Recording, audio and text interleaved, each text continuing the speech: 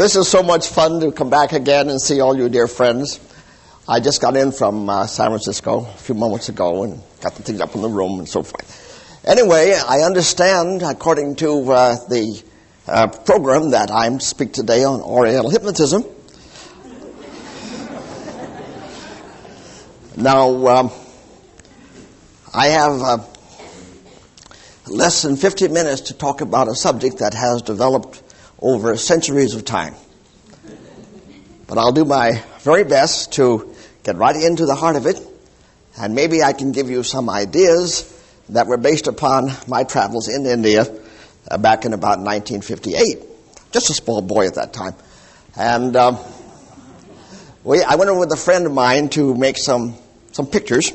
He was a motion picture man, and we took a lot of film, and not one reel ever got through the Indian customs.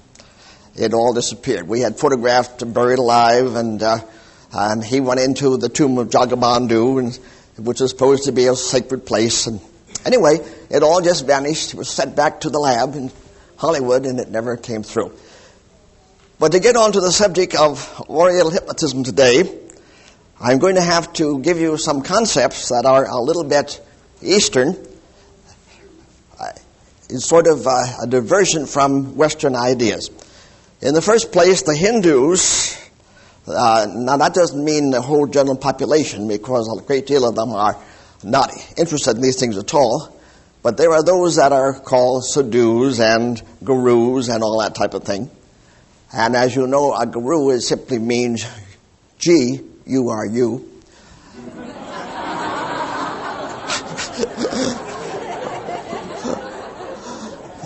Anyway, they hold the idea that this world that we live in is what is called Maya. And Maya is illusion. It doesn't mean it's not here as an illusion, but what you see is only surface and is not what really lies underneath. Their hypnosis does not in any way present ideas of going to sleep, even relaxing. The whole thing is very much done in a very alert state of mind.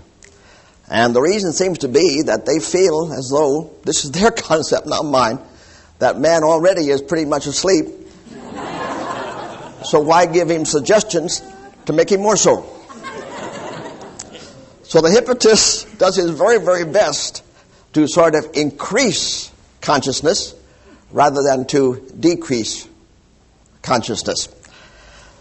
One thing that is quite interesting about the whole thing is the fact that in doing their concept of hypnosis, they produce illusion, as they say, upon illusion. And the methods I'm going to show you today are Oriental in production, and I think you'll find them rather interesting. I hope to be able to have a few moments so I can show you how you might apply some of these Eastern techniques to your Western hypnotherapy. As hypnotists, we hear a great deal about the hypnotic state that we induce removes the critical faculties of the conscious mind. And by going into the unconscious, not into sleep, but simply into what is called a trance state, that it becomes possible to bypass the critical conscious mind. The Oriental hypnotist is not in the slightest concerned about that, because he feels that the critical conscious mind is already pretty much submerged in illusion. So he goes right to work, right directly, and uses what is known as the energy approaches and techniques. I'm going to show you a few because I was over there and they were very interesting. The Hindus are a little different than we are in their psychology. In the first place, they've been exposed for a long time to being rather submissive to mental thought. At least that's what the so-called yogis and the sadhus seem to feel. And so they claimed that in their work, those that I talked to said we have three principles of the magician.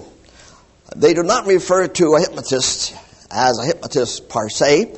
They use the term either fakir or yogi. A yogi more or less like a high type of let's say, a man who's much into the spiritual things of life. The fakir is a little more inclined to be one who uses some of the lower magic, as it were. But anyway, the principles that they all seem to present, and I'll give them to you now, so you can have them. And we're going to use them this afternoon. I'm going to try and demonstrate for you some of these techniques so that you can take them for yourself and maybe have fun with them.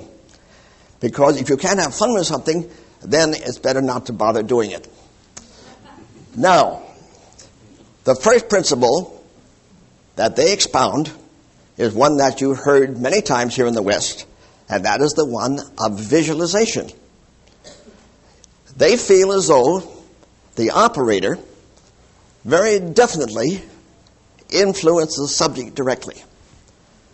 Now, in Western psychology, a great deal of our field is that the subject influences themselves and we are only acting as the director or the guide, which is probably very true in some ways. But the Orientals don't feel that at all. They feel very definitely the hypnotist plays a very active role in directly influencing mind to mind, the mind of the so-called subject. And the subject often takes place not with one individual, but with a whole group at the same time. Howard Thurston went over to India, offered $10,000 for the idea of seeing the Hindu rope trick, and nobody ever demonstrated it. But we heard stories. He did too, about how up in the backcountry you see some of these things, and it's very interesting how people would gather around and hypnotists would make a big circle, and the ones that stayed in the circle were the ones that were influenced to see the Hindu rope trick. You're familiar with it, of course, where the rope goes up in the air and the boy climbs up and disappears, and then the magician says, come down, and the boy doesn't come down, so the magician gets mad, takes a big sword, goes up, and you hear a big figure up in the sky, and down comes an arm and a leg and a head and all the bodies. I used to do this in the show at one time. It was very interesting. Very interesting. When you have a group on the stage that are more or less into the mood of this type of thing, the idea of the different parts and the reaction to them was quite fascinating.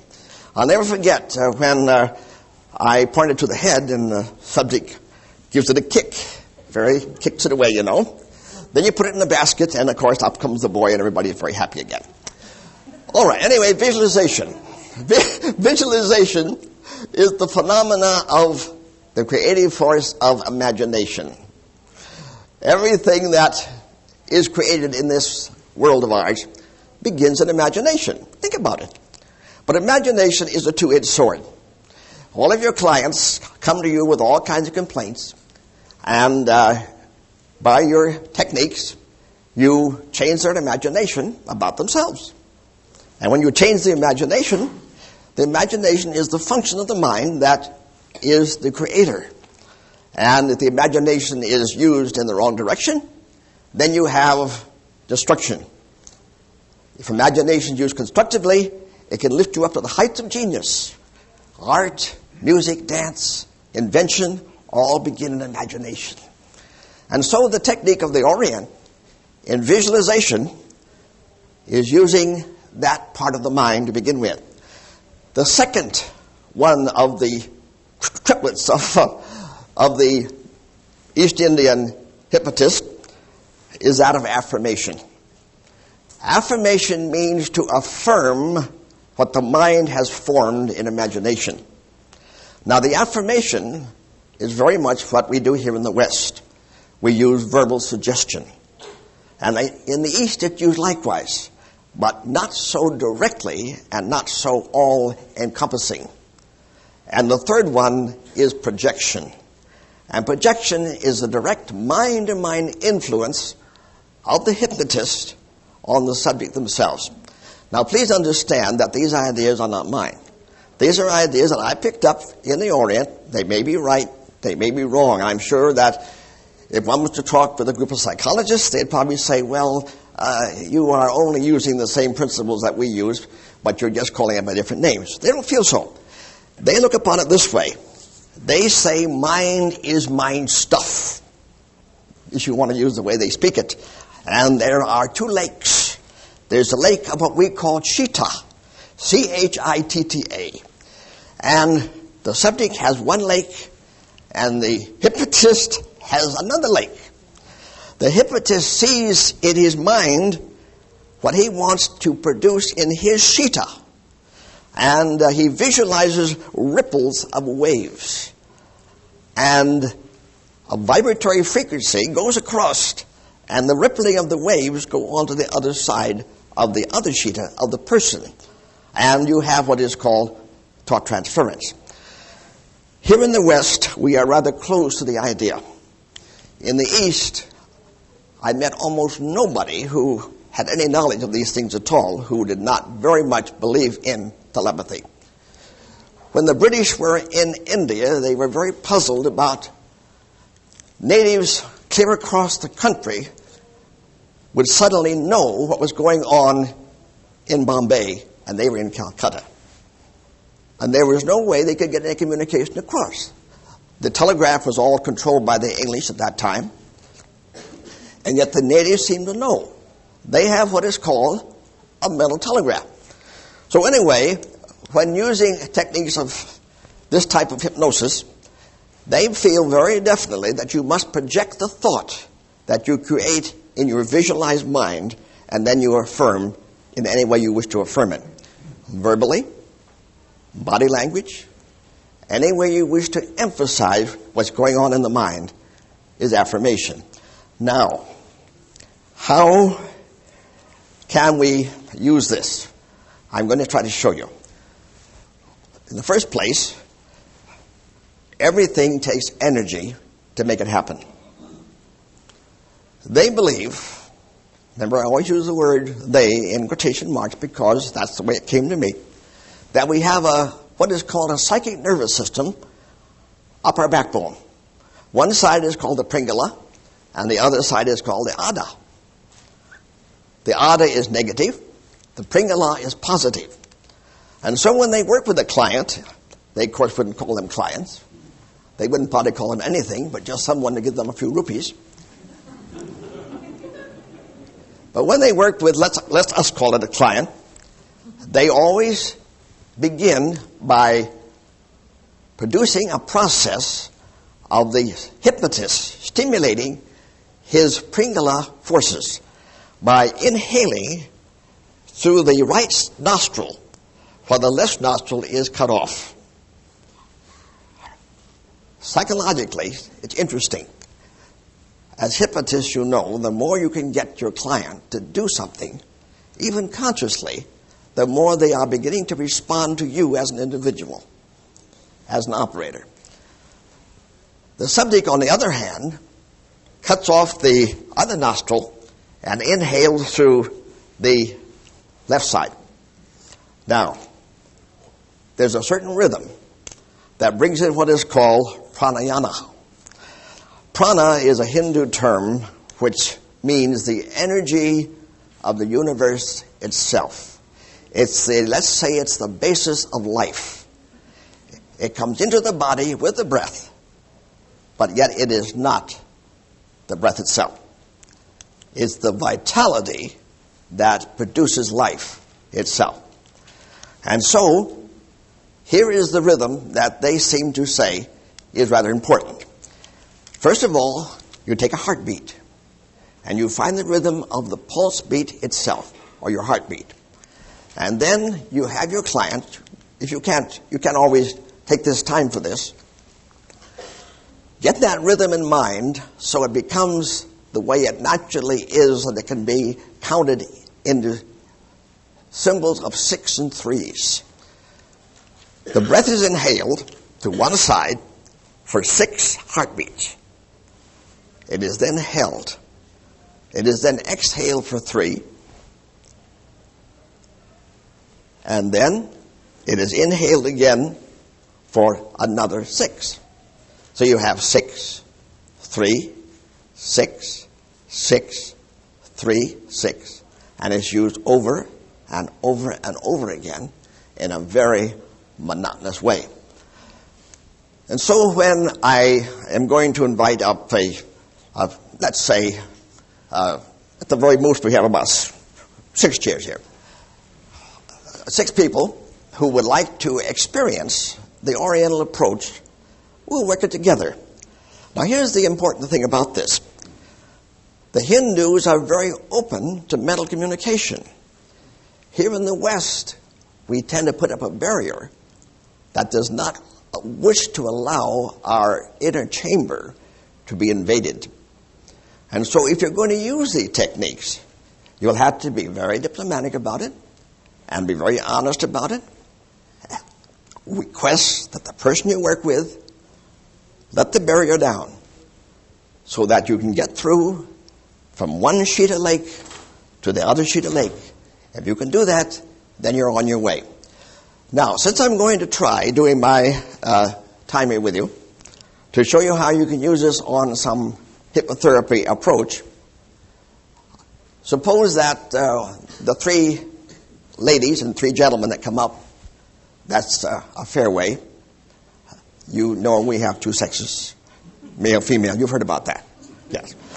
Anyway, we're going to ask 3 to come up and 3 gentlemen to come up and have something that you want to really work on.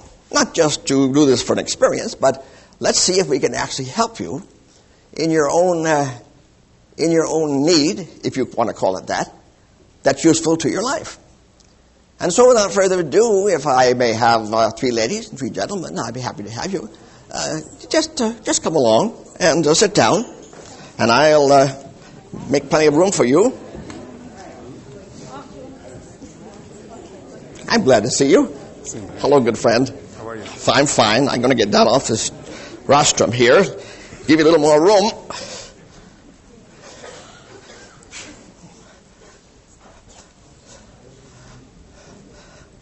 Now, first of all, this will never do, because all the ladies are over there, all the men over here. So, let's intermingle the sexes. Now, why? Do you know why? Because it's more fun. Now, hand me that glass of water back there. No, actually, they have a term for this type of thing that they call it yin and yang. The yang is the masculine, which is the driving force, and the yin is the female, which is the creativity, which seems to make good sense. But of course, that's changing in our country at the present time. No, we'll put that back up there. All right.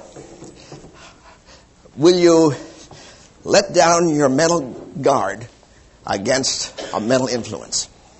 If you will, we can work together nicely. We'll start with a very simple experiment in waking suggestion, because waking suggestion really gets you closer to the phenomena of the Oriental hypnotist than does the trance state. So what we're going to do now, I'm going to think of an idea and tell you what it is. In a moment, I'm going to have you stand up in front of your chairs. And I'm going to stand in the aisle here. And as you look at me, we're going to be silent. And I'm going to think of the weight of your body going back in your chairs. Just like you would do it if you were doing suggestion, but without using the verbal words. And the more you can pick this up from me, the better you'll find that we can use the hypnotic state together. So let's just try it and see how well you can receive mentally a mental idea that I present to you. So stand up in front of your chairs. One thing, be sure your chair is right behind you. That's very important. Place your feet side by side. Let your hands rest by your sides so you're comfortable. And just looking towards me, you can close your eyes if you wish to. Sometimes the only reason you have a person close their eyes in this type of phenomena is that it makes the inner space more private. If the eyes are open, all stimuli are coming in. Lights in the ceiling, you good friends sitting out in your chairs, somebody writing, somebody moving around. Makes no difference, of course, really.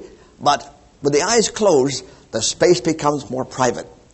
And then we can reach through to that inner lake of mental thought. All right, I'm going to send you, as well as I can, I'm going to visualize your bodies becoming heavy in the back and your weight going back into your chairs. Now close your eyes and receive the thoughts and feel it inside yourself.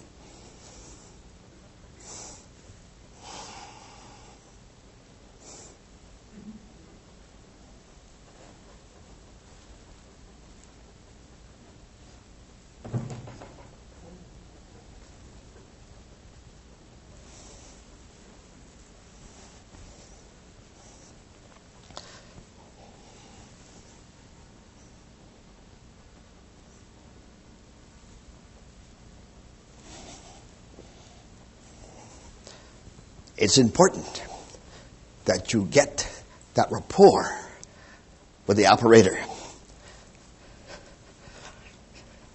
It looks like I'm getting out of breath because I am. Now,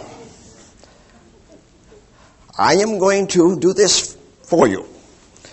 We're going to practice the breathing technique at this time.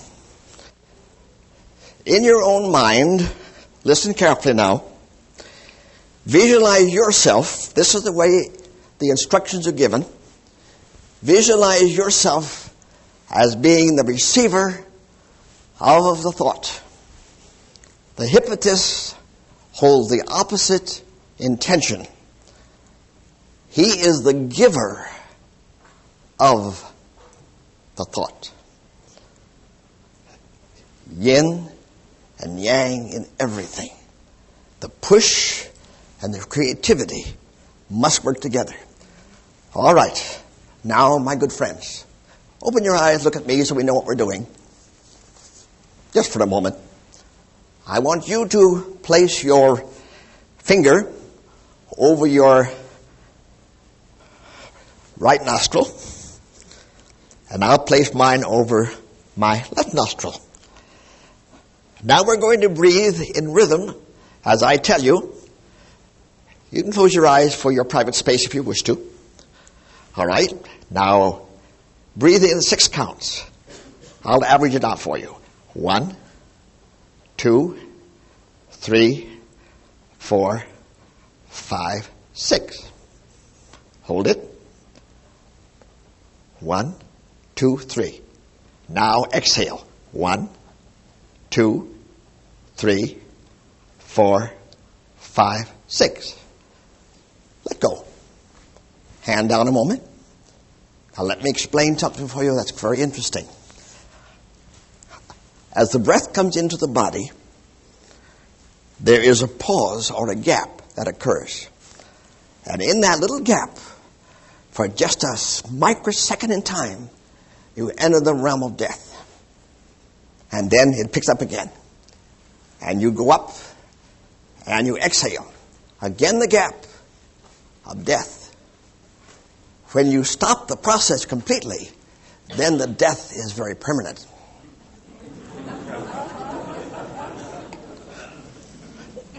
But in that gap, that's where you see wonderful things happen. And that's where miraculous healing occurs. Because that's when you reach through to the inner soul of man himself. All right? Now, one more time. Nostril off. Inhale. 1, 2, 3, 4, 5, 6. Hold it. 1, 2, 3.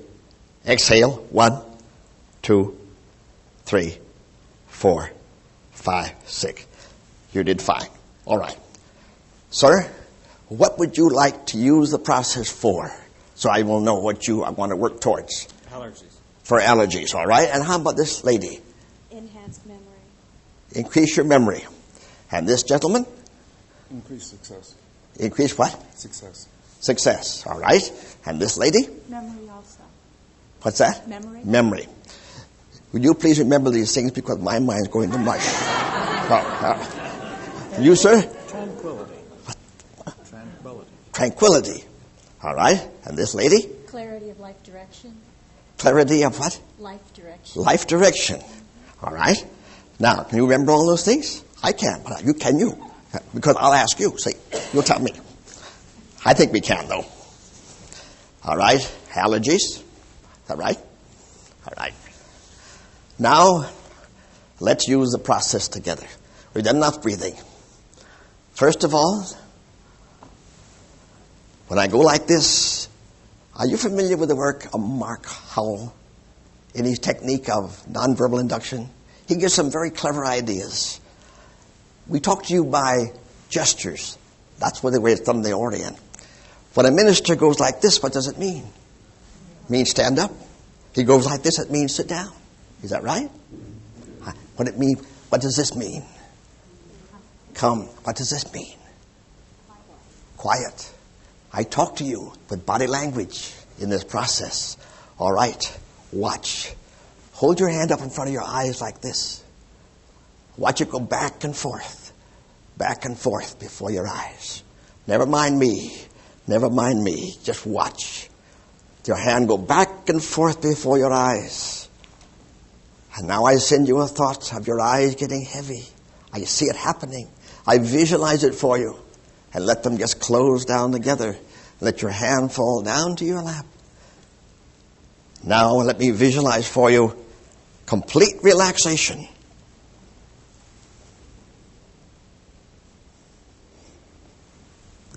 Let it come to be to you. Let it be a gift from me to you. A gift. A gift. A gift. Now watch. We'll hold our hands up like this in the air. See? We'll hold our hands up like this in the air. See? That's not part of the technique. Up in the air like this. Up in the air like this. Up in the air just like that. Up in the air just like that. Now, feel the happening.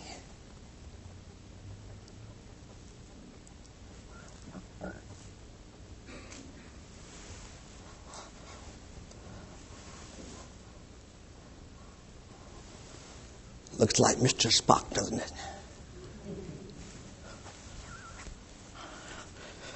Some of the ideas of science fiction are more or less based on some of these ideas, incidentally.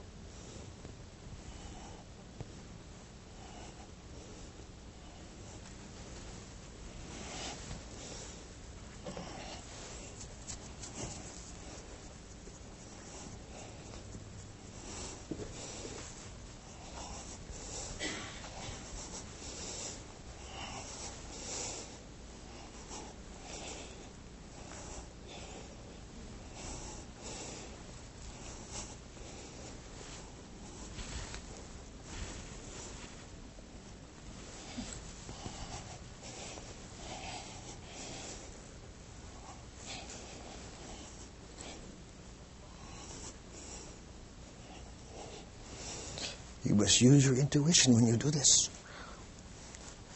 You know what intuition is? It's doing what you do because you feel like you ought to do it.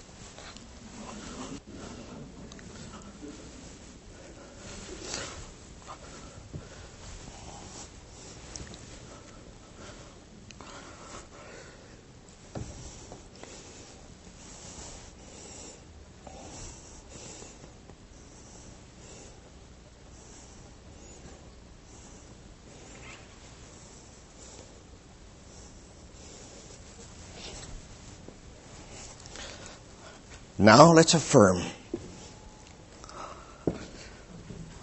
arms stiff, under the control of your mind itself. But it's your conscious mind that you are now controlling. It's the mind that you use when you do your best thinking.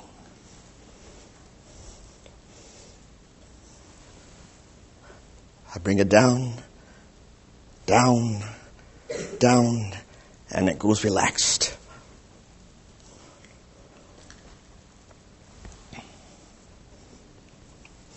I bring it down, down, it goes relaxed.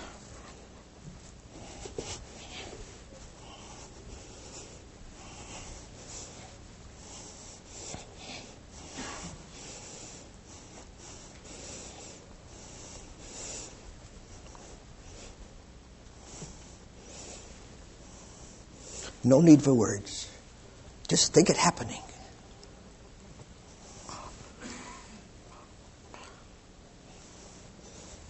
Now, let's help apply the technique for each purpose. This gentleman with allergy, I speak to you as man to man, just the same as though we were just by ourselves together. See yourself free of all allergies. No more sneezing, no more wheezing, no more disturbance, completely free of the whole thing. See it happening, and it will be exactly as you see it now, inside yourself. And now this lady, what was her wish? What was that? All right. As I place my hand on your head, my force, my thoughts, my affirmation go to you. Inside, you have a wonderful memory bank that's like the most wonderful computer that has ever been created in the universe. You're learning how to use that computer to perfection. With that skill, never again will you be at loss to completely memorize and know everything you wish. Let yourself go down deeper and let this affirmation become your reality. And now, I very slowly move across. What was this gentleman's? Success. The vast universe is boundless in abundance. You are going to use the function of your mind of right knowing from this time on. You'll make the right decisions. You'll do the right things that'll bring your life the fullness of success that you desire. As your hand drops to your lap, it becomes affirmed and a positive fact. When I see you next, hence, from now, you'll tell me, you know, it's wonderful how it works. And it works so spontaneously that you never even realize it's working until you just suddenly realize that life has changed. And you found the things you wanted, and you have found the perfect success. And now, this charming lady, what was her desire? Memory. The same as before. I take your hands, I send my energy into you. Use that gift of inner mind. That's where your unconscious has it over the consciousness. That's the memory bank of your inner computer. When you learn how to use it, you'll never be at a loss even for a moment. When this becomes affirmed, let your body just go limp and relaxed as I draw you down deeper and deeper into the responsive state of awareness awareness, awareness. And this gentleman's wish, tranquility. One of the greatest wishes of all in this tense world, the inner peace. In the center of your being, situated in the space behind the navel, there's a center of absolute rest. Whenever you feel disturbed, you can drop instantly into that center of your being. And tranquility is the way you always are at your center. And this young lady, life what? Direction. Just notice as you go around and around and around how your head just continues to develop the energy of locomotion. Just let it happen. It's bringing you a realization of the things that you want your life to be. It's your gift from God. You want to use that term? It's your gift from the universe itself. Head go down on your lap. Hands at your side. All tension is gone. And now, before I bring you back, I'm just going to give you one little affirmation. For a number of days now, you'll be working and studying and learning more about the things that you love and have interest in. Hypnotherapy. Your memory banks will absorb everything without taking notes. Your health, your breathing will be wonderful and free and perfect. You'll be serene and tranquil. Have a wonderful time. And this is a terrific life venture for you. This experience together in Oriental hypnosis technique has brought to you what you wish. And now, I visualize upon my lake of Sheeta the slowly arising from this state to higher awareness inside yourself.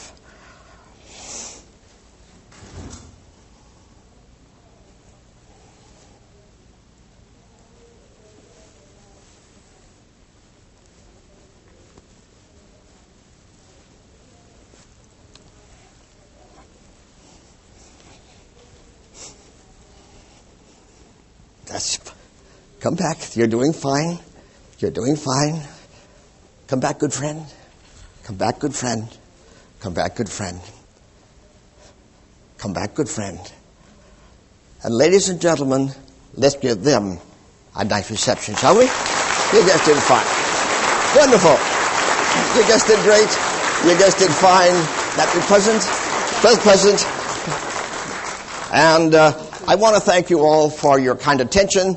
And please don't believe a word I say, because if you do, you'll miss the truth. See you later. Thank you.